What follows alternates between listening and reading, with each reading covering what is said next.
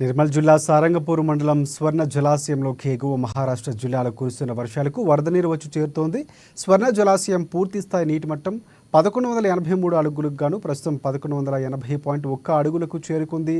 ఎగువ నుంచి ఇన్ఫ్లో 2700 క్యూసెక్కుల వరద నీరు వచ్చి చేరడంతో అధికారులు ఒక్క గేటు ద్వారా 1810 క్యూసెక్కుల నీటిని దిగువకు విడుదల చేస్తున్నారు.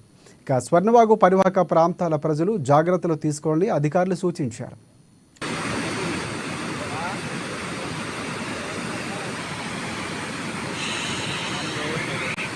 సరిపోతుంది చాలదా